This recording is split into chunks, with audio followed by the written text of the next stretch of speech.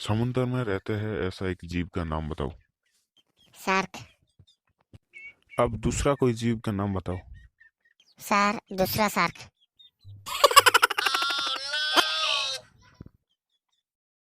कौन हमारा सबसे करीब है, चांद या अमेरिका? चांद सर। वो कैसे? सर, चांद को हम यहाँ से ही देख पाते हैं, पर अमेरिका को हम यहाँ से थोड़ी ना देख पाते हैं।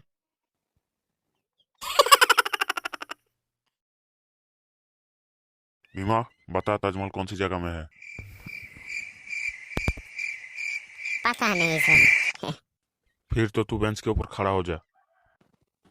फिर भी नहीं दिखाई देगा सर।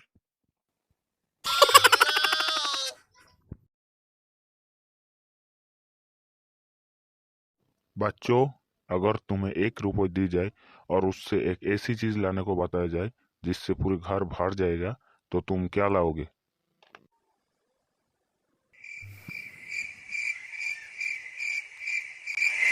तुम में से किसी को इस सवाल का जवाब नहीं पता? नहीं सर, नहीं सर, नहीं सर। अगरबत्ती ले आओ जिसकी धुआं से पूरे घर भर जाएगा। ऐसा क्या? फिर तो मैं बीड़ी ले आऊंगा। उससे पूरा घर कैसे भरेगा? सर, उस दिन जब मैं बैक बेंच पे बैठा था, तब आपको कैसे पता चला कि कोई सिगरेट जला रहा है?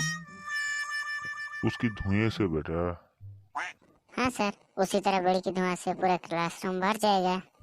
और तो और सर, आप बीड़ी की धुएं को कम मत समझना। ये भी बहुत खतरनाक है, और ये भी किसी को मार भी सकता है। हाँ तो तू सिगरेट ही ले आना। आपको तो पता है कि 1 रुपए में सिगरेट नहीं मिलते। ओह, ऐसा क्या? सर, मैं भी 1 रुपए में एक ऐसा चीज ला सकता हूँ जिससे पूरा घर भर जाएगा। हाँ तो बता, तू क्या ला सकता है? सर, मैं बिजली को ले आऊंगा। क्या मतलब? बिजली से अपन का गर्लफ्रेंड है। हाँ तो उससे क्या होगा?